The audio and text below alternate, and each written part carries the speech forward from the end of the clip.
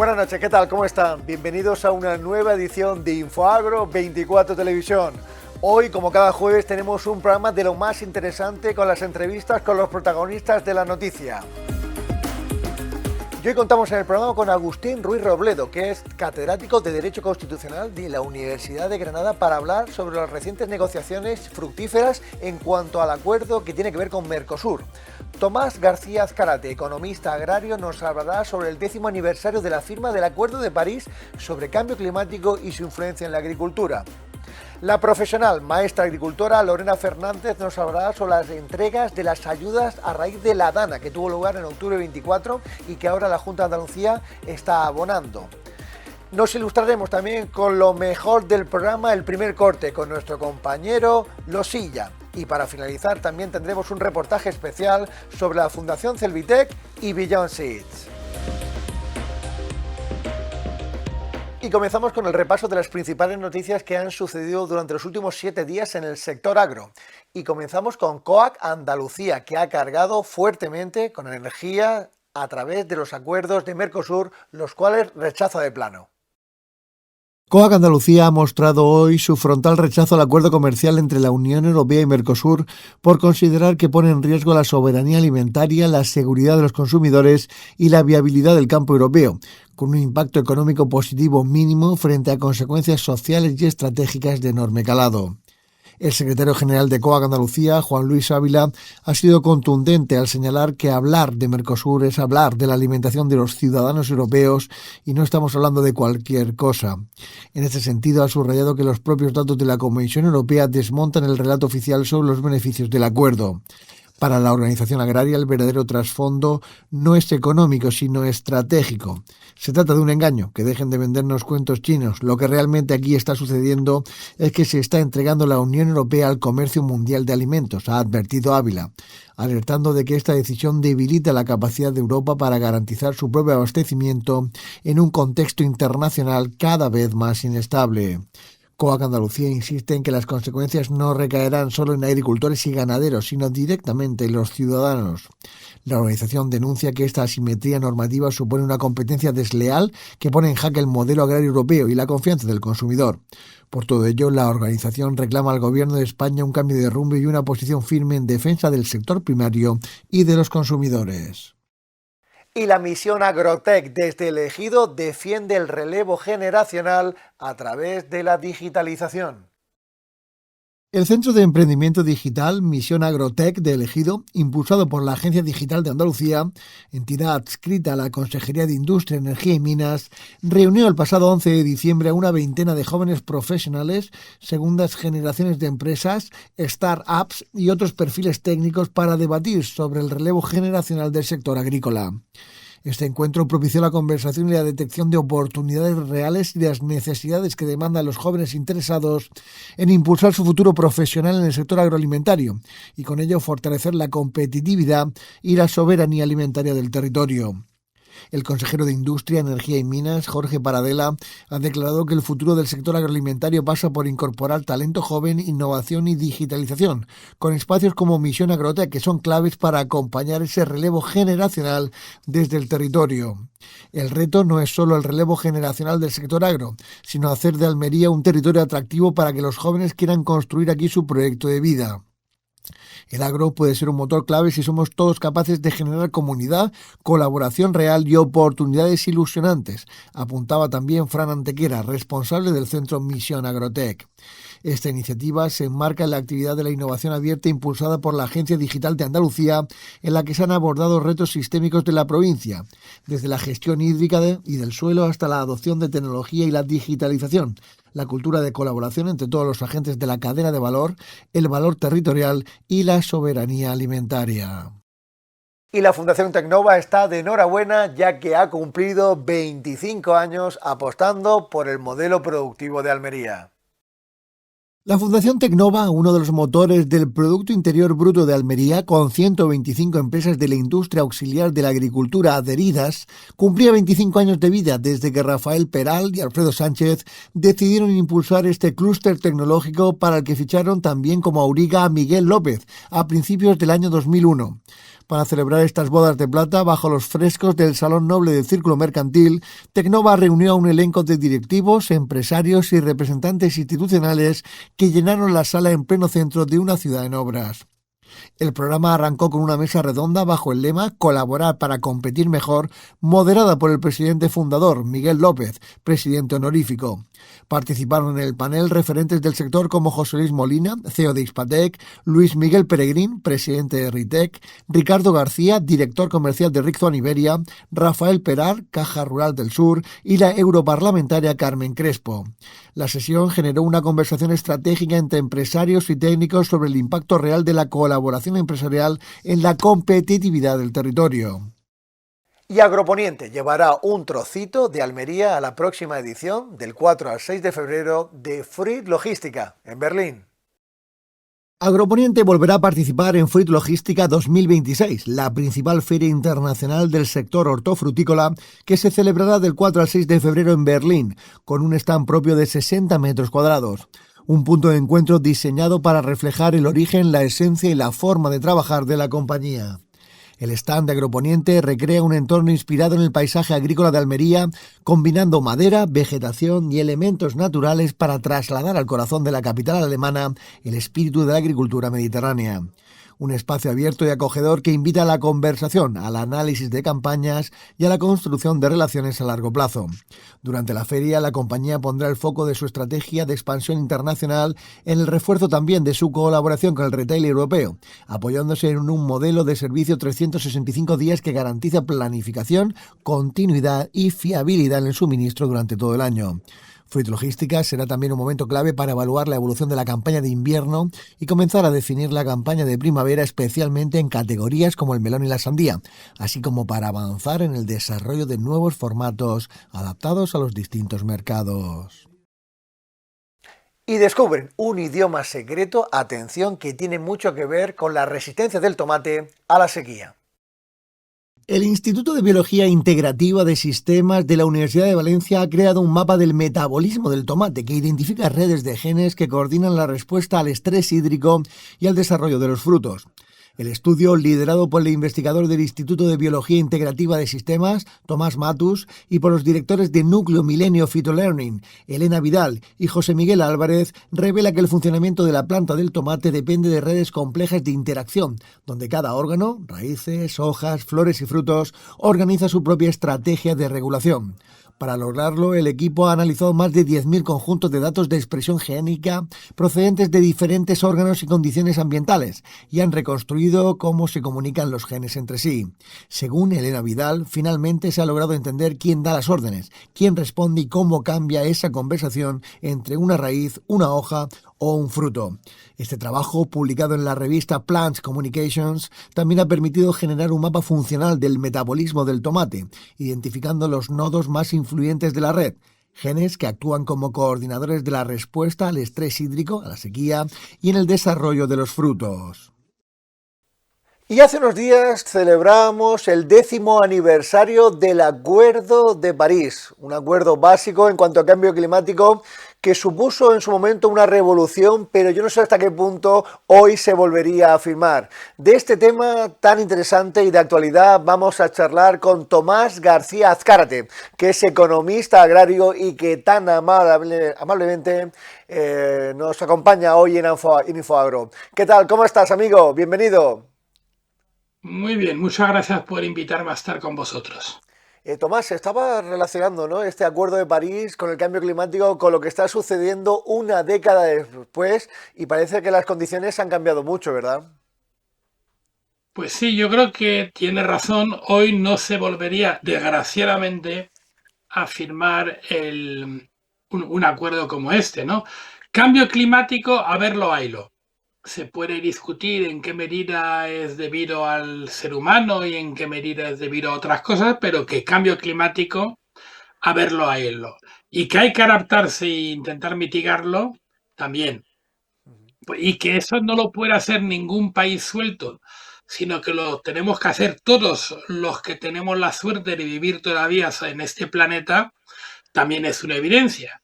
Entonces, que haya un acuerdo es una buena noticia, que no se esté respetando o que una gran potencia como Estados Unidos se salga del acuerdo es una mala, es una mala noticia.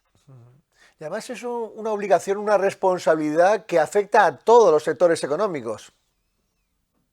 Absolutamente. Y hay uno que es el nuestro, que es la agricultura, que es causa y víctima al mismo tiempo del cambio climático. Yo creo que todos tenemos que hacer lo que podamos para mitigarnos y para adaptarnos. De hecho, muchos agricultores ya lo están haciendo. O sea, la viña está subiendo y volviendo a las laderas frente a los valles. En fin, hay muchos cambios de cultivo, de variedades. En cítricos están cambiando las variedades para poder justamente adaptarse a la menor diferencia de temperatura entre el día y la noche. Es decir, muchos agricultores ya lo están haciendo y luego es evidente, hay muchos más riesgos climáticos que antes, por lo tanto, también muchos agricultores están diversificando sus cultivos cuando tienen una explotación que pueden, están ajustando gastos y manteniendo la riqueza del suelo con el no laboreo y la agricultura de conservación. Es decir, ya los agricultores están haciendo mucho sobre ello. Se puede y se debe seguramente hacer más, pero ya se está haciendo. Y bueno, en Almería, todo lo que es lucha integrada es, es esencial y se está desarrollando. El boom de la agricultura, de la horticultura ecológica también está presente en Almería. Los esfuerzos que están haciendo los agricultores y los ayuntamientos para la recogida de envases y embalajes van en el mismo camino. La estación, la nueva estación de compostaje en el Ejido y tal, también van en el mismo camino. Es decir, que hay muchas cosas que se están haciendo y tal. Lo que sí es importante y hemos aprendido en estos años es que es mucho mejor convencer que imponer. Es decir, lo que hemos vivido en Europa ha sido mucha legislación, mucha obligación. El Pacto Verde Europeo se ha transformado en una serie de obligaciones y yo creo que se ha perdido el equilibrio necesario entre el bastón y la zanahoria, ¿no? Tiene que haber bastón, evidentemente, para sacar un poco a la gente fuera de su rutina, pero tiene que haber zanahoria y tal. Claro. En Almería, por ejemplo, el papel que han jugado los supermercados alemanes, los consumidores, los compradores, en convencer a los agricultores a dar el salto a la lucha integrada, es bastón y es zanahoria al mismo tiempo. Es bastón porque amenazaron con dejar de comprar y es zanahoria porque aseguraron la comercialización y el desarrollo de las ventas en el principal mercado europeo para la fruta de Almería, ¿no? Claro. Por eso, Tomás, es algo que ¿verdad? Se denota y se critica de la burocracia europea, que a veces sacan leyes que pueden ser innovadoras, como la ley de deforestación, como otra serie de leyes que tienen que ver con el marco verde europeo, pero que luego a la hora de entenderlas, de aplicarlas, necesitamos un contexto normativo, un desarrollo, por ejemplo, reglamentario, mucho más proceloso, que es increíble poder desarrollarlo sin atender a las leyes, a los reglamentos o a las directivas. Sí, y ahí de nuevo, si estas nuevas obligaciones estuvieran acompañadas de un presupuesto, de unas ayudas aunque sea para la transición, ¿no? Cuando vas a adoptar la lucha integrada, es posible que el primer año te, te plantes y no lo hagas bien o que surja una plaga que no has previsto. Tienes que aprender a cultivar de otra manera, a recuperar la agronomía en el noble sentido de la palabra del cultivo del suelo, de la tierra y del aire. Y, y bueno, pues eh, ahí hace falta un acompañamiento y lo que se echa de menos es que no ha habido por parte de Europa el acompañamiento necesario y lo que nos anuncian con el futuro presupuesto europeo es aún menos acompañamiento. Ujú. Y eso evidentemente irrita y alerta. Ajá. Y mientras tanto, Tomás, la diplomacia europea, la influencia también, no sé si la presencia de Donald Trump y el cambio de concepción de los aranceles en el comercio global provocan el desenvolvimiento de un acuerdo histórico como es la Unión Europea, que alcanza acuerdos con Mercosur, ¿no? Con esa región que puede ser muy interesante y que está provocando, ¿no?, críticas y defensas al término medio.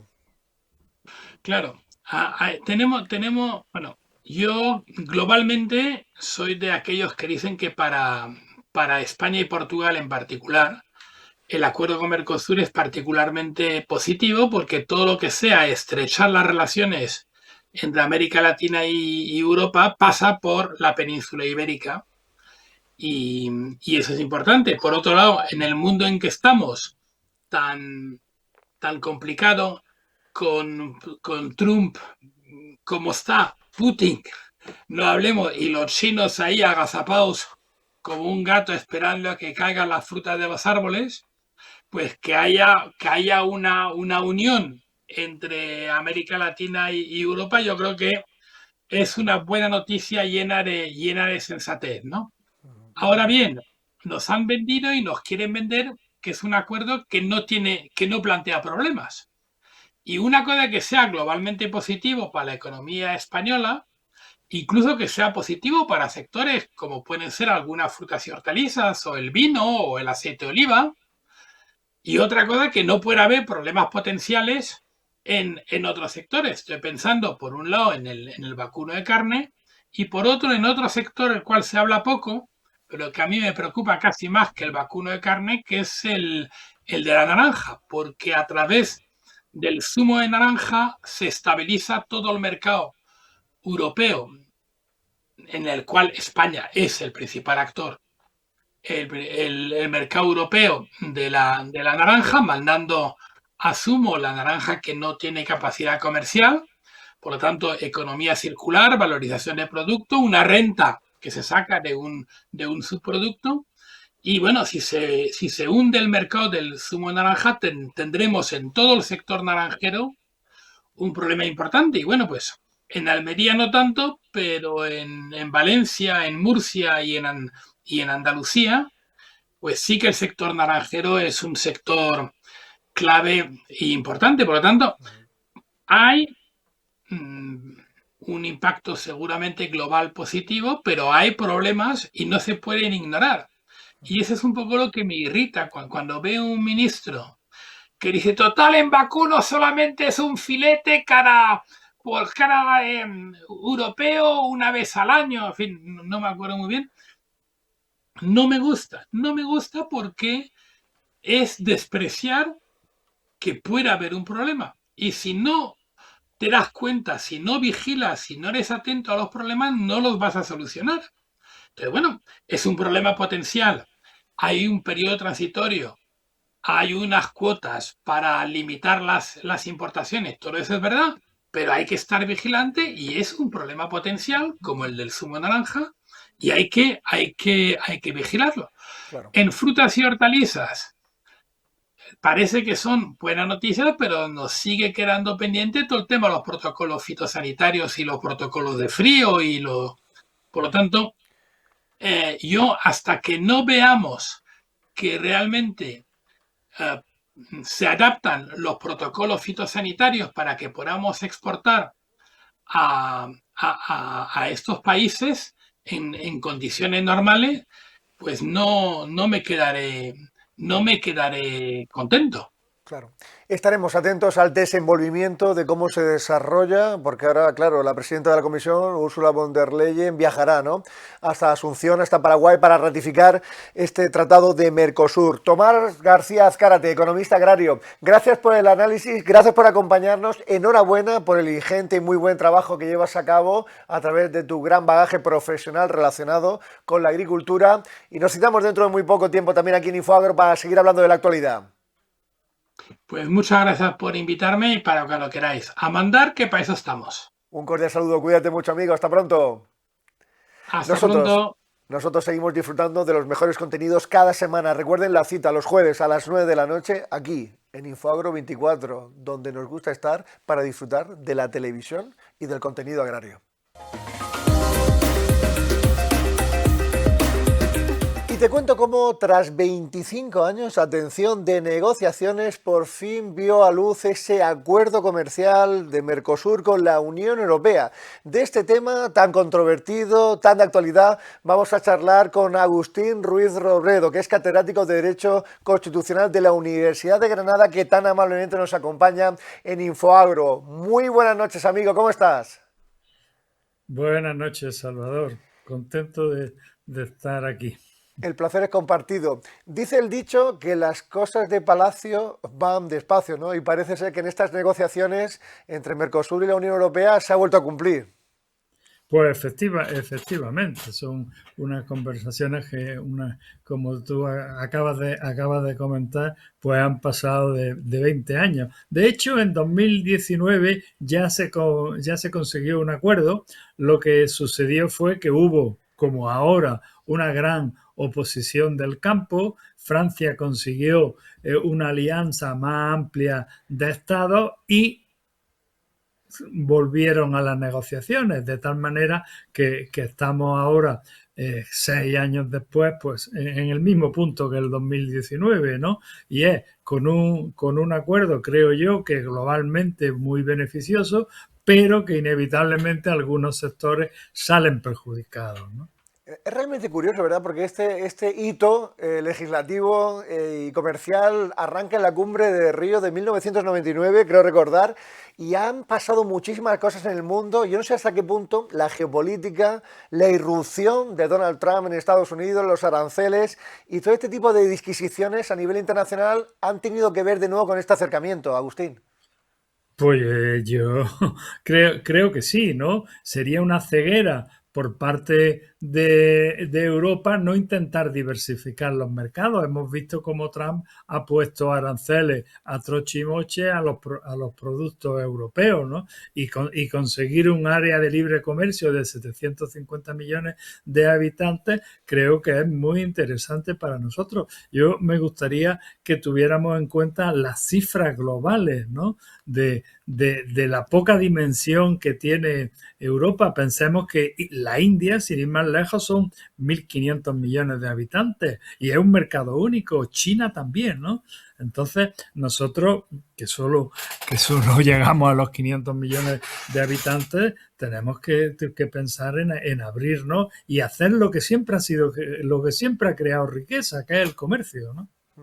Claro, y también puede ser una buena oportunidad, aquí en Almería lo sabemos muy bien, aplicar nuevas soluciones tecnológicas, ¿no? Es decir, enseñar a toda la gente de Argentina, Paraguay, Uruguay, Brasil, las formas que tenemos aquí en España, en Almería, en Granada, en Andalucía, de hacer las cosas y mejorar la salud de todos nosotros, a pesar de tener siempre en cuenta los parámetros de rentabilidad. Sin duda, al crecer el número de personas, de productores, unos se enseñarán a los otros, como siempre ha sido así. En la competencia se basa en un emprendedor que consigue una innovación, con eso irrumpe en el mercado y los demás la van adoptando. Esto ya lo explicó Adam Smith, ¿no? Y luego en el siglo XX el gran economista Ed Schumpeter dijo que la esencia del capitalismo y la esencia del mercado es lo que él llamó la destrucción creativa, es decir, que se destruye en forma antigua. ¿Por qué? Gracias a los nuevos inventos, a las nuevas técnicas de administración, a las nuevas técnicas de gestión, ¿no? Por eso resulta, verdad, un poco chocante ver esa negativa, ¿no? Esa negación del acuerdo, ese rechazo frontal por parte de muchas asociaciones agrarias que no ven una oportunidad de negocio realmente positiva, ¿no? Este acuerdo entre Mercosur y la Unión Europea, y que afecta y que trasciende la agricultura, porque estamos hablando del automóvil, estamos hablando de la moda, estamos hablando de las farmacéuticas, de cosas interesantes que tienen que ver con todos nosotros. Bueno, podríamos seguir, ¿no? La propiedad industrial, los automóviles. Se trata de un acuerdo de libre comercio, por tanto, muy superior a la agricultura, que por cierto no es precisamente la más importante en el Producto Interior Bruto. Aún así, yo lo que vengo leyendo sobre la agricultura, parece que hay sectores que salen muy beneficiados, como por ejemplo todas las denominaciones de origen expresamente reconocidas, ¿no? O como pueden ser los productos de calidad, y hay algunos sectores, el vacuno, el avícola, el maíz, los cereales, que van a tener ciertas dificultades. Por eso por una parte, se han puesto unas garantías de precaución, que fue lo que faltaba en el 2019, y después de 5 años se han conseguido que haya una garantía. Y luego, pues tendrán que modernizarse. Yo he visto recientemente a un representante sindical de Andalucía decir, es que nuestras pequeñas producciones, nuestras pequeñas granjas no pueden competir con las grandes estancias de Argentina, no pueden competir con las grandes estancias de Brasil, y posiblemente es verdad, pero lo que tienen que hacer es dejar de ser pequeñas. ¿Por qué? Porque imaginémonos que no hubiera pasado si en el siglo XIX hubiéramos seguido diciendo que solamente los trajes solamente pueden hacer los sastres, y que no se hiciera una fabricación industrial, ¿no? Habríamos evolucionado, tendríamos el mismo nivel de vida, los sastres seguirían subsistiendo, pero los demás perderíamos. Entonces, lo que yo les pido a todas estas pequeñas granjas es que se sigan uniendo, sigan creando cooperativas y sigan creando tamaño, porque el mundo es muy grande. Cada vez más tenemos lo que los economistas llaman las ventajas de la escalabilidad, ¿no? Escalable, las grandes producciones, y lo que hace 50 años era rentable, que era posiblemente una granja con 5 vacas, pues ahora hay que meterle 50, ¿no? Claro. Parece como si hubiese un cambio también en la concepción del derecho internacional, ¿verdad, profesor? El derecho internacional, que antes era concebido de una manera distinta, ahora es el suelo seguro sobre el que la política y la economía y la geoestrategia, la dominación, el poder, genera, ¿no?, la prosperidad de las sociedades. No me cabe ninguna duda. De hecho, la Organización Mundial del Comercio ha sido un gran instrumento para crear la globalización y que todos vivamos mejor, ¿no? Pensemos, por ejemplo, en una política que nadie discute, ¿no? La política de cielos abiertos, que hoy día podemos viajar prácticamente a cualquier parte del mundo a unos precios razonables gracias a la competencia de las empresas aeronáuticas. Antes era imposible, ¿no? ¿Por qué? Pues porque había monopolios, y los monopolios no permitían la competencia ni que un sitio fuera a otro. Desgraciadamente, en España todavía no se ha conseguido eso por carretera, ¿no?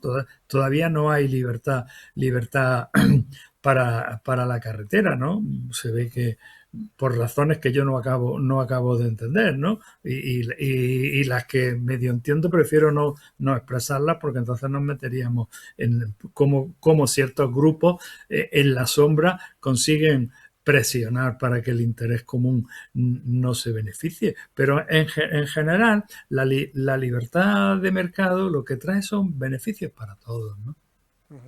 Profesor, y para finalizar esta interesantísima intervención y este análisis internacional, hablamos también de Groenlandia, ¿no?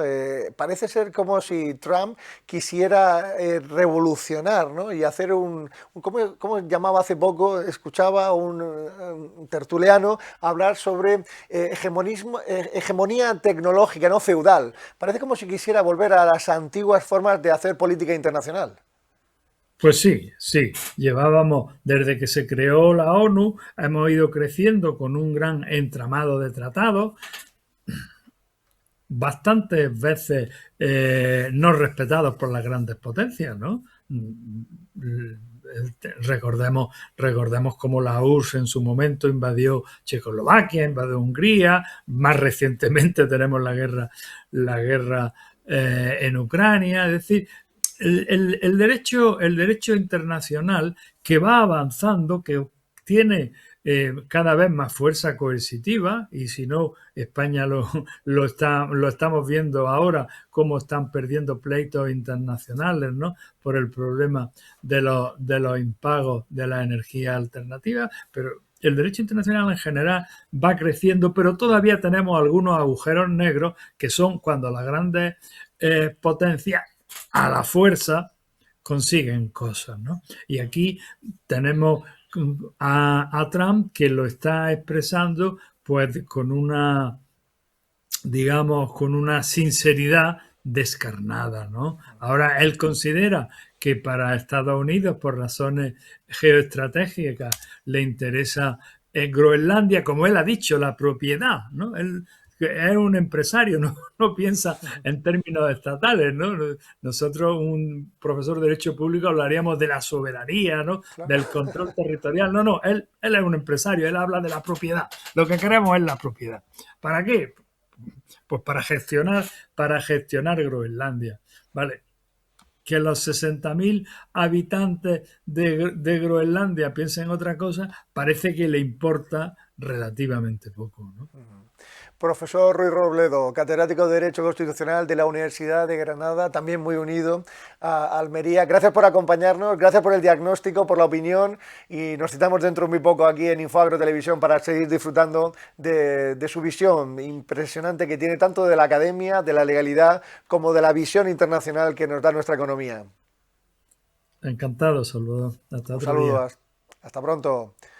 Nosotros nos vamos a publicidad y regresamos en unos minutos. Recuerden, estamos viendo Infoagro 24 TV, donde nos gusta estar para comunicar.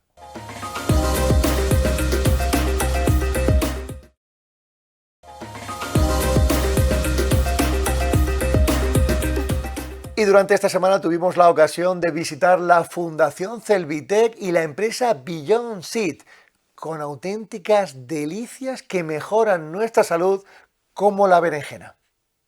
Infoagro 24 TV se ha venido hasta Ruescas, a las instalaciones, los magníficos invernaderos de investigación y experimentación que tiene la firma Beyond Seed, y nos acompaña Edgar García, que es responsable de biotecnología vegetal de la firma, que tanto hace por mejorar la calidad de los alimentos funcionales que al fin y al cabo repercuten directamente sobre nuestra salud. ¿Cómo estás, amigo? Buenos días, muy bien, muy bien. Encantado de teneros aquí con nosotros. Estamos detrás de nosotros viendo las imágenes, ¿verdad?, del fruto de una berenjena que va a marcar la pauta de la diferenciación en los lineales dentro de muy poco. Esperemos que así sea, la verdad. Sí, sí. ¿De qué estamos tratando? ¿De qué se trata, Edgar? Pues bueno, hoy aquí lo que vais a ver es la berenjena de Listra, es la segunda berenjena comercial que promovemos desde el grupo Beyond Seed, y en este caso es una berenjena pues bastante exclusiva y bastante especial, ya que es la primera berenjena con una característica que no es solo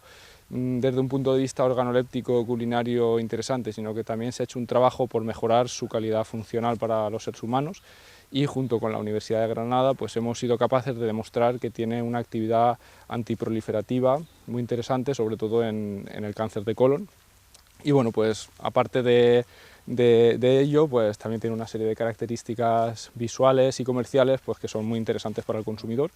Y bueno, pues hemos intentado eso, que no solo hacer una berenjena que sea bonita, y que esté buena, sino que también pues nos aporte algo más a nosotros y nos ayude pues también a tener una vida más saludable. Edgar, estamos viendo, ¿no?, la flor de la berenjena, un color así como lavanda, es distinto, diferente. La gente de esta manera conoce también, ¿no?, la forma de cultivarse este fruto tan apetecible. Sí, en este caso, pues bueno, estamos hablando, yo siempre digo que es un poco la hermana fea de las solanáceas, tiene que competir siempre con su hermana el tomate y el pimiento, ¿no? Son las otras dos grandes solanáceas que se cultivan aquí en Almería y en gran parte del mundo.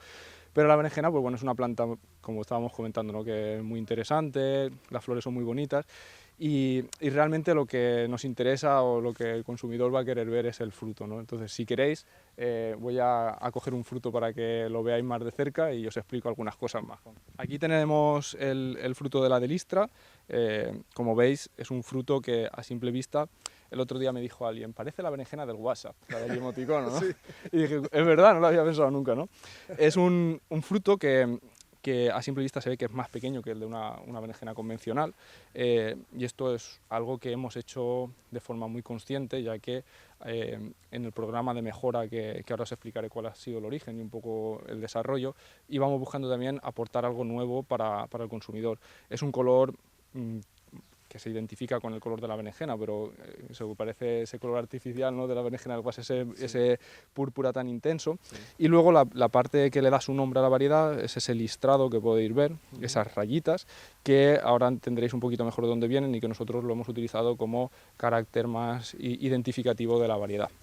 Entonces, este fruto con este tamaño es otra de las novedades más interesantes de esta variedad, porque es un fruto que se puede consumir de un bocado prácticamente. Esto lo pones al air fryer y con un poquito de sal y aceite y te lo puedes comer muy rápidamente. No es esa berenjena grande que necesariamente pues te la tienes que comer en varias tandas si quieres acompañarla con alguna cosa más, o al final acabas pues repitiendo mucho el mismo alimento, ¿no? Y para reducir el desperdicio y para pues familias más pequeñas o personas que simplemente se quieran comer esto como guarnición con cualquier otra cosa. Entonces, pues bueno, esta berenjena, como comentaba al principio, tiene esas características beneficiosas para la salud que yo creo que es importante que expliquemos cómo se han conseguido trasladar aquí y por qué esta berenjena sí y otras no, y todas esas preguntas que seguramente tenéis ahora. Y sobre todo estamos hablando de un producto funcional que genera un beneficio también porque habéis logrado aumentar, ¿no?, las condiciones óptimas que ya de por sí tiene un producto de primera calidad. Correcto. En este caso el trabajo ha sido un trabajo de varios años, bastante complejo, en el que hemos colaborado, pues eso, sobre todo con la Universidad de Granada, con el tema de los estudios funcionales, ya que el origen de este producto de mejora genética es el hecho de que Celvitec y la Fundación Celvitec llevan ya muchos años haciendo un trabajo que se conoce como bioprospección. Básicamente consiste en buscar en las semillas de las especies vegetales. Se han evaluado muchas especies, se han evaluado brásicas, se han evaluado crucíferas, se han evaluado solanáceas, cucurbitáceas, ¿vale? Entonces, el objetivo era buscar en extractos de esas semillas compuestos que pudieran tener un efecto beneficioso para la salud, sobre todo en el aspecto del cáncer de colon, que es el modelo de cáncer que principalmente trabaja este grupo de investigación con el que colaboramos estrechamente. ¿Y cuál fue la sorpresa? Que empezamos a ver que en especies relacionadas genéticamente con la berenjena, es decir, el equivalente a lo que vemos, ¿no?, en la línea esa de la evolución, de venimos del mono, ¿no?, pero siguen habiendo monos, es decir, que la gente se piensa que la evolución es una línea recta, pero si no, no existirían los monos a día de hoy. Con las plantas pasa lo mismo.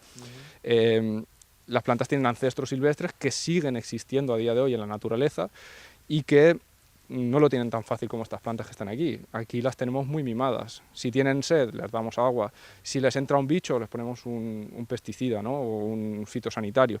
Entonces, eso ha hecho que con la evolución se haya procedido a una domesticación de las especies silvestres, que a día de hoy las conocemos como nuestras especies cultivadas, nuestros alimentos, que eso, pues gracias a los primeros agricultores que empezaron a hacer selección y empezaron a probar las cosas que se encontraban por la selva y les empezaba a entrar alguna dolencia chunga, pues nos fuimos quedando con lo mejor hasta llegar aquí. Y esto sucede aquí en el invernadero de Beyond Seeds, aquí en Ruesca. Si te parece bien, Edgar, nos vamos al laboratorio, a la Universidad de Almería, y allí vemos cómo se desarrolla la labor del laboratorio, ¿no?, que es la parte imprescindible para que esto que sucede aquí en el campo, en la tierra, te llegue a nacer, llegue a suceder. Perfecto, pues vamos para allá. Vamos para allá.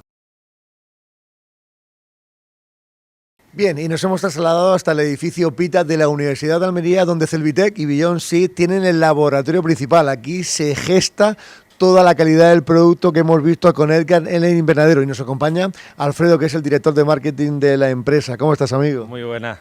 ¿Qué tal? ¿Cómo estáis? Muy bien, nos ha encantado, ¿verdad?, la disertación que nos ha ofrecido Edgar sobre Delistra, ¿no? Esta berenjena de primerísima calidad que va a dar mucho que hablar en todos los lineales, seguro, Alfredo. Esperemos, sobre todo por el aspecto, como podéis ver, es muy diferencial, también por el tamaño, que es un tamaño mini, específico o pensado para una ración, y bueno, es una berenjena muy singular.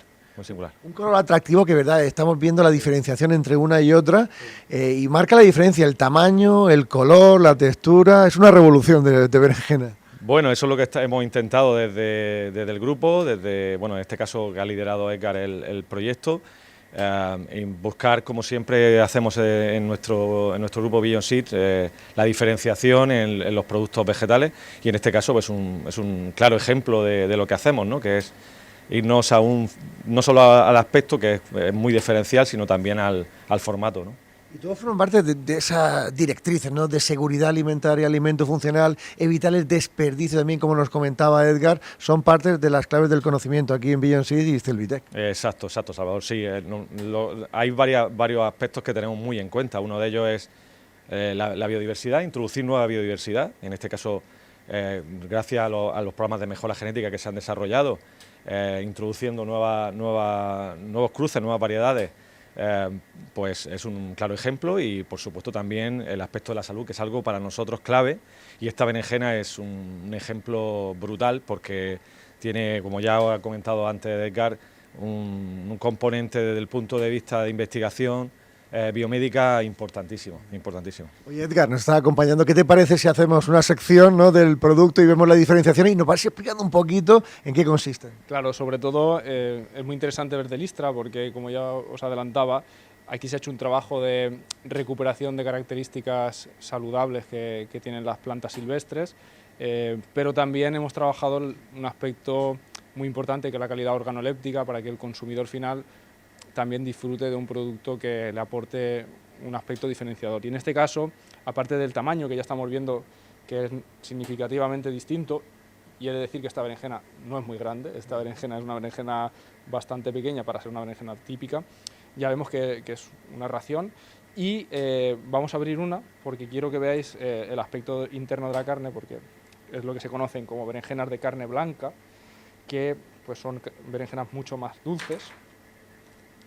Sí, bueno, otra cosa importante, que bueno, lo está diciendo Edgar, es el sabor.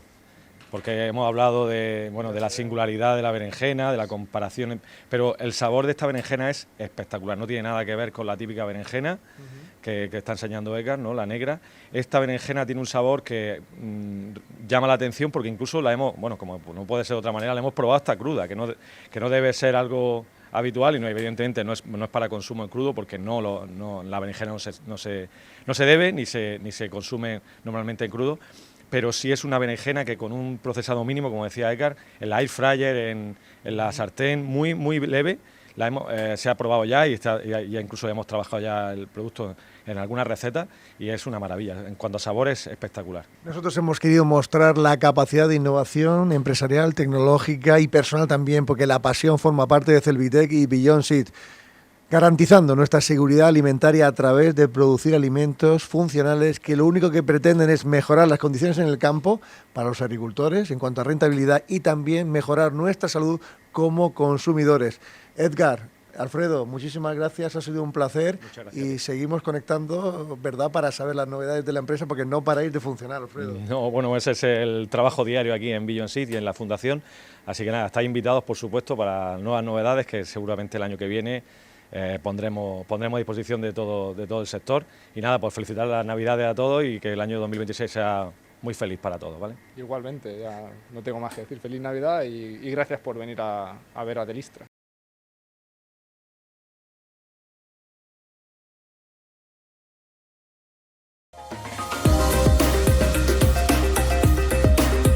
Y a partir de hoy, cada semana, destacaremos los mejores momentos del programa El Primer Corte, que dirige nuestro compañero Rafael Losilla. En esta ocasión, esa agrotertulia muy interesante sobre la actualidad que mantuvo con José Antonio Arcos, propietario de Agroauténtico, y Francisco Mejías, de Distrilis.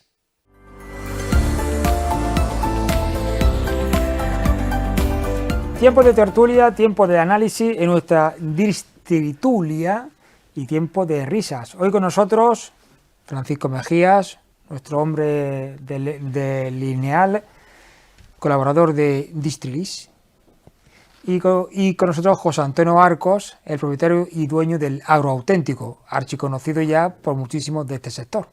Es un honor, Rafael, poder acompañarte durante años en el papel, en el digital, en los últimos años en la radio y por vez primera en televisión, en este honorable programa de Primer Corte, así que muy agradecido. El placer es realmente mío. Vamos a empezar por una pregunta muy sencilla. ¿Qué vamos a cenar en Navidad? ¿Qué vamos a cenar en Navidad? Veo que frutas y hortalizas me parece que frutas y hortalizas va a estar, yo creo que un poco más complicado. Yo creo que va a ser más cítrica.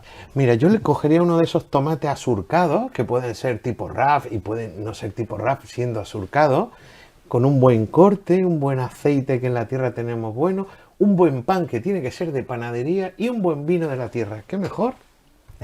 Siempre hay una pregunta que remarcamos mucho. ¿Por qué la fruta y la hortaliza no tienen presencia en Navidad? Y si la tienen, como en el Reino Unido, son productos tan tristes como la cole de Bruselas, la zanahoria, los nabos, las patatas. Exactamente. Los parsnips están riquísimos, por cierto, pero no el asurcado que está comentando aquí nuestro compañero. ¿Cuál es el motivo de por qué los británicos se ajustan a unos productos tan básicos en estas fechas? Sí, tenemos que tener en cuenta que están viviendo en la isla. Entonces, viviendo en la isla, aquí no, el caballero está comentando un tomate asurcado. Hombre, claro, yo cuando él lo he visto, pero en inglés evidentemente no lo está viendo. ¿Por qué? Pues por el clima, por las situaciones que han tenido. Entonces, no nos vamos a meter mucho por ahí, pero claro, evidentemente tienen que tirar de lo que les da la tierra. ¿Y qué les da la tierra? Pues lo que acabas de comentar. Las coles. De Bruselas. Y, por ejemplo, ¿por qué aquí en España vinculamos tanto estas fechas con el tomate RAS, con tomates de valor, y de ahí no salimos? Con una piña, un aguacate, y de ahí no salimos. Bueno, pues es cultural, Rafael. Tú sabes bien que hasta la semana 50, que es esta, que estamos terminando, es cuando están toda la comercialización a ver si puede vender, ¿no?, todo el producto que tiene. Porque una vez que pasa la semana 50, la semana que viene es la semana 51, pues el mercado pide no frutas y hortalizas, todo lo demás. Entonces es complicado, pero tiene que ver con algo cultural. Obviamente vamos a reconocer que salvo ese tomate asurcado, cuando llega la Navidad, en esas fechas festivas, se pone el cava, el champán, el vino y se suelen poner carnes, se suelen poner mariscos y tiene mucho que ver, pienso yo, con lo cultural. Comentabas que ¿por qué en Reino Unido no llega el tomate RAF? Además de porque solo tienen coles, también porque el tomate asurcado es un tomate muy cultural y muy de mercado nacional. Así que realmente para los que nos dedicamos a la agricultura, llegamos a la semana 50 a ver si conseguimos buenos precios, que este año se han conseguido, y ya hasta después de Reyes hay que aguantar el tipo como mejor se pueda. Nunca mejor dicho lo de aguantar el tipo. Bueno, y ante la falta de interés de consumir hortalizas en estos meses o en estas semanas, durante el periodo de Navidad, la pregunta es si la fruta tiene más presencia, porque tengo entendido que las clementinas tienen alta presencia en Alemania, no sé si en el Reino Unido, y que todos los tropicales tienen muchísimo tirón. No sé si es así. Sí, exactamente, así es. Todo lo que son cítricos, nuestros compañeros valencianos, de Murcia, de otras regiones de España va a estar presente, pero España deja su fuerza del tomate o de la fruta, de la hortaliza, y pasa a la fruta. En este caso son clementinas, cajas de clementinas, distintos formatos, naranjas, etc. Eso van a estar fuertes. Piñas también, ¿por qué? Porque es exótico. Y la costa tropical es la gran beneficiada en este sentido, Rafael. La costa tropical y sus subtropicales, que por eso muchas veces hemos dicho que en Almería tenemos que aprovechar los que son los cultivos subtropicales de la costa granadina, los que son susceptibles, cultivarlos también en los invernaderos. Y eso es una tarea pendiente que llevamos ya arrastrando. Pero los cítricos, los subtropicales y por supuesto el tomate en Navidad sí tienen demanda. Y hablando de tareas pendientes, yo quiero retomar el tema del Parvispinus, pero quiero retomarlo desde dos puntos, desde el punto del origen y del destino. Desde el origen, nadie mejor que José Antonio; desde el destino, nadie mejor que Francisco Mejías. ¿Cómo estamos con el tema del Parvispinus en origen? Básicamente no cómo estamos. ¿Cómo está el productor está fatigado de Parvispinus? Pues mira, Rafael, este otoño estamos a punto de entrar en invierno. Las jornadas de campo de pimiento son un clásico. Este año ha habido menos, también por el gran problema del Thrips parvispinus, y los agricultores están buscando para el año que viene ciclos más tardíos de pimiento, un cambio radical. En la zona del Ejido, desde hace ya mucho tiempo no se pensaba en trasplantar pimiento en el mes de agosto, y cada vez vemos más variedades que están huyendo de los meses del temprano e incluso del ciclo medio para irse a un tardío con el deseo de poder llegar pues al invierno y no tener los problemas que han tenido este año los productores, sobre todo el pimiento temprano. Claro que hay miedo. Hay agricultores los que han arrancado, que yo dudo mucho que el año que viene vayan a volver a poner pimiento. Los del amarillo todavía lo han pasado peor que los del rojo. Entonces la situación es complicada. Es difícil encontrar una finca, por no decir imposible, en la que no haya daños de Parvispinus. La diferencia está en el porcentaje. Desde aquellos que han podido minimizarlo, incluso habréis visto en las cajas que se han comercializado con esas manchas del Parvispinus, los pimientos, incluso desde Coespal esta semana se ha adelantado que se va a intentar de cara a los próximos meses, al próximo año, crear una marca para que los pimientos comerciales que tienen manchas de Parvispinus se puedan poner a la venta. Y de cara a las casas de semillas, incertidumbre, porque no se sabe lo que va a hacer el agricultor el año que viene. Y aparte de eso, voy a abrir otro melón, y es el problema de que haya agricultores que han tenido problemas este año de Parvispinus y el año que viene se vayan masivamente a determinados productos. Y como en Almería nuestra pizarra es sota, caballo y rey, es decir, tenemos pimiento, tenemos calabacín, tenemos berenjena, pepino y tomate. No tenemos esos deseables subtropicales.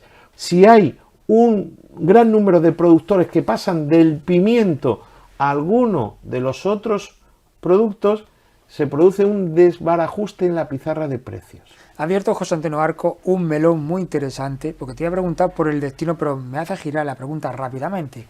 Y la pregunta que quiero lanzar es si hay un desajuste, si hay unas variables, si hay una migración hacia otros productos, esas migraciones tan radicales, bajo la experiencia de Paco Mejías, de Francisco Mejías, la gran distribución, ¿cómo las absorbe? Porque Francisco Mejías, hay que recordar que ha estado durante muchos años trabajando con categoría melón y sandía para Asda, y él sabe realmente cuando había grandes variables en pro de sandía en contra de melón o viceversa, cómo se gestiona, cómo las cadenas pueden gestionar. De repente, como una zona como Almería, todo tu mundo Almería, que los meses de invierno es básico y fundamental, se produzca una migración hacia el pepino, hacia el calabacín, de forma descomunal, de cifras de un 15 hasta de un 20%. Si es que tenemos que tener en cuenta que piensa, lo que estabais comentando aquí está estudiado. Yo me estaba acordando de mi profesor de la universidad, de Juan Pérez, el profesor doctor Juan Pérez Mesa. Juan Carlos Pérez Mesa. El efecto de la araña. El efecto de la araña está estudiado ya. El efecto láctico también está estudiado ya. Son efectos que este año el pepino está muy caro, como sabemos. El pimiento ha tenido problemas. Pues claro, ¿qué es lo que va a pensar generalmente la gente? Pues el año que viene todos los que le han salido mal el tema del pimiento amarillo, pues posiblemente un gran porcentaje que ya está estudiado, pues van a ir a pepino. Pero bueno, de todas formas, los programas con los supermercados se cierran antes en Madrid, en octubre, o incluso muchísimo antes. Yo sé que voy a tener estos programas. Estos no son programas que se cierran en el momento hizo facto. Y ahora hemos tenido problemas de Parvispinus. ¿Ahora qué vamos a hacer? No. Si nosotros sabíamos ya que vamos a comprar, los supermercados cierran sus programas finalmente en octubre en Madrid. Se cierra el programa, pues esto va a ser más o menos, y luego a lo mejor se te pide algún extra o no, tanto supermercados como intermediarios en Inglaterra, o las cadenas de suministro que tienen los supermercados en Inglaterra para suministrar ese producto. Que por eso es un tema muy, muy interesante para hablar en el futuro sobre la competición entre las cadenas de suministro, no solamente los supermercados. Claro. Eso es una idea que dice Juan Carlos Pérez Mesa, ¿no? Él dice que ya las empresas no compiten entre sí, sino que compiten las cadenas de suministro en los que está cada actor. Totalmente de acuerdo, pero es que lo vemos con ejemplos claros que tenemos de años. Yo lo he vivido. IPL, International Produce, la anexo con Asda, y ahora lo que ha pasado con Tesco, lo que ha pasado con Morrison, lo que pasa con Sainsbury's. Esta semana hemos tenido aquí a Tesco y a Asda, aquí en Almería. Sí, y han estado viendo tomates. Han estado viendo muchos tomates. Sí, he estado yo después. Cierto. Y una de las conclusiones que han tomado las dos cadenas es que el viaje de Almería hasta Reino Unido lo han hecho igual que el que vinieron, sin respuestas. Pero bueno, por ejemplo, con el tema de los pimientos, y acuérdate que estuvieron aquí, han estado aquí esta semana, pero es que hace un mes también estuvo aquí Sainsbury's. Y hace un mes teníamos muchísimos más problemas, creo yo, no lo sé, ahora mismo ya me puede correr aquí. Pero con el frío baja. Entonces se ve un poco menos de problema de Parvis Pinus, porque yo estoy escuchando también menos en Inglaterra. Si hubiese problema, estaríamos hablando de más problemas de suministro. Hemos tenido problemas de suministro esta semana, pero por temas relacionados con el clima. Estas lluvias, claro, no te vas a meter en el invernadero a cortar con esta lluvia, porque entonces tienes más problemas todavía cuando llega allí a Inglaterra. Y vamos a cerrar con una reflexión rápida de 1 minuto para cada uno. Y después de la Navidad, ya Jorge Antonio, ya sé que te vas a animar. Quería decir algo del Parvis Pinus, déjame. Es difícil encontrar, Paco, es difícil encontrar que vayas a una finca, vayas a una cooperativa y no ver las cajas de los pimientos manchados con Parvis Pinus. Es decir, incidencia hay, lo que pasa que llega el invierno, obviamente en invierno hay una temperatura donde el Parvis Pinus desaparece, que ya la tenemos, o estamos muy próximas, pero los efectos de esta misma mañana yo he estado en una finca, han recolectado el pasillo lleno de cajas de pimiento y se veían muchas manchas de Parvis Pinus. Es decir, que aquí yo creo que el tema va a ser cómo la cadena de supermercados puede convivir con la exposición de esas manchas que tiene que estar a la venta. El pimiento no tiene ningún problema, pero de cara al consumidor. Ese es otro tema, es un debate interesante. Necesitamos un programa solo para nosotros. Pero eso es una realidad ya. Vamos a dejarla aquí, y la última pregunta la dejaremos para dentro de 30 días. Señor José Antonio Marcos, director del Agro Auténtico, Francisco Mejías, Paco Mejías, Fran Mejías. Muchas gracias, Rafa. Estimadísimo amigo. Y les cuento, no sé si recuerdan, la dana que afectó muy seriamente al término municipal de Ejido allá por el mes de octubre de 2024. Pues bien, la Junta de Andalucía ha comenzado a aplicar aquellas ayudas valoradas en 37,6 millones de euros para intentar paliar aquellos daños que fueron muy rigurosos y muy dañinos para los profesionales, para los maestros agricultores del Ejido y de toda la provincia de Almería. Por eso nos acompaña hoy aquí en Infoagro 24 TV Lorena Fernández, que es agricultora y que ahora está recibiendo parte de esa ayuda que intenta compensar aquel sacrificio y aquel daño moral que supuso ver la forma de vida de toda ella y su familia, ¿verdad?, comprometida por el temporal. Buenas noches, ¿qué tal? ¿Cómo estás, Lorena? Hola, ¿qué tal? Bueno, es una forma, ¿no?, de la administración de compensar el daño que se produjo en su momento, porque más vale tarde que nunca. Oh, exactamente, más vale tarde. ¿En cuánto se cifra, ¿no?, los daños que sufrió tu explotación? Pues mi explotación alrededor de unos 30.000 euros, así redondeando un poco. 30.000 euros de una explotación que se dedica al calabacín, ¿qué extensión tiene? 16.000 metros. 16.000 metros, ¿no? De estas 30.000 se destruyeron, ¿verdad? Han ido destinadas estas ayudas a compensar los daños en infraestructuras, en cubiertas, en plásticos, en canaletas. Fue un daño realmente fuerte. Sí, fue un daño fuerte, tanto en la estructura de la finca, como también, pues eso, cuando llegaba, o sea, por la noche veíamos cómo está lo que estaba cayendo, el ir al día siguiente a la finca a ver, hacer una evaluación de los daños, la verdad es que sufrimos mucho, yo por lo menos en mi caso. Vaya. Una vez pasado el temporal, os dais cuenta de los daños, ¿verdad? La reacción de los agricultores aquellos días fue increíble, ¿no? Incluso desafiando el temporal, acudiendo a las explotaciones para verlo cómo estaba afectando, ¿no? Sí, además yo tengo casos de familiares que esa misma noche acudieron a la finca y se asomaron un poco y se vinieron llorando a su casa. Dijeron, mira, me voy a mi casa porque es que fue bastante duro para algunas personas. Sí. Pero hay que reaccionar rápidamente, ¿no? Y el día después se confirma solicitando, ¿no?, las ayudas que la administración pone en marcha, ¿verdad?, para intentar paliar en la medida de lo posible estos daños. Correcto. Bueno, yo en mi caso al principio lo que hice intentar solucionar los problemas que me causó, es decir, llamar a personas cualificadas para que me vinieran a cambiarle el plástico o arreglarlo, ¿no? Y posteriormente sí, hablas con los seguros y movernos un poco. ayuntamiento, a ver qué tipo de ayudas podíamos solicitar, claro. Porque al final la administración, los seguros también actúan convenientemente, quizás hasta destiempo, no con la rapidez y la inmediatez, porque mientras tanto vosotros habéis tenido que tener pulmón financiero para soportar todo eso. Exacto, exacto. Yo, bueno, en mi caso, mi seguro sí que me resolvió rápido, ¿no?, económicamente el problema. Pero luego ya la ayuda no, eso sí que han tardado un poco más, pero ya el desembolso ya estaba hecho, o sea que ya... Y no es fácil, ¿verdad?, cuando se destruye parte, ¿no?, de tu forma de vida, poder volver a empezar y reconstruir lo que está derruido. Correcto, ya es que ya vas con menos X. Claro. Para empezar la campaña. Claro, y no hablamos solamente de daños materiales, sino también de productivos, es el daño emergente y el lucro cesante que se produce. Exacto, exacto, exacto. Lo que dejas de ganar, ¿no?, por decirlo de alguna manera.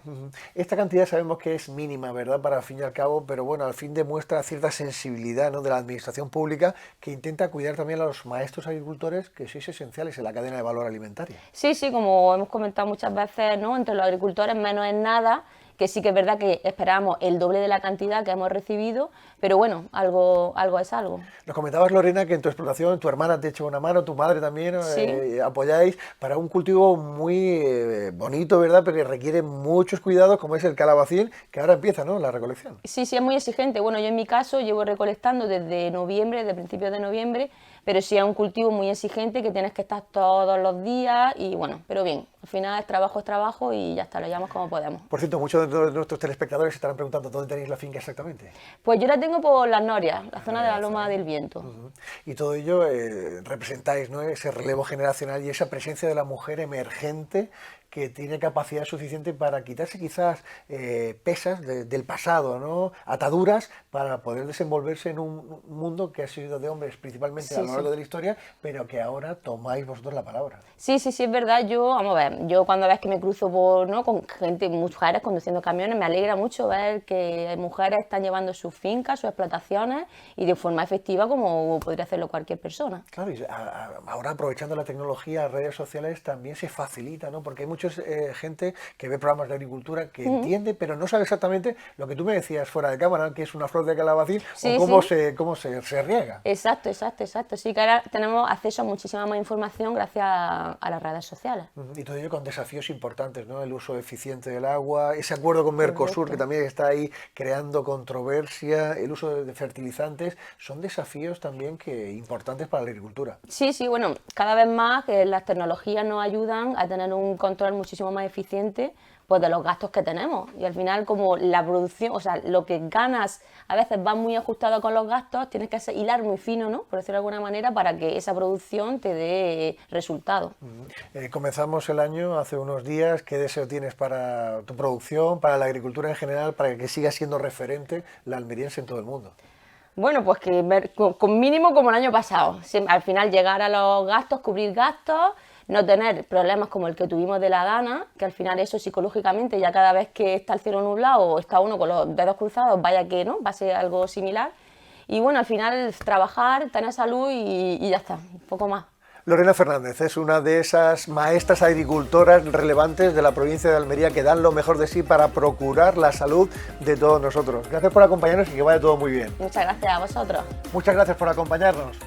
Nosotros volveremos dentro de 7 días. Habrá más información, actualidad y entrevistas con los protagonistas de la noticia. Recuerden, Infoagro 24 Televisión, cada jueves a las 9 de la noche, aquí, en Almería, 24 horas.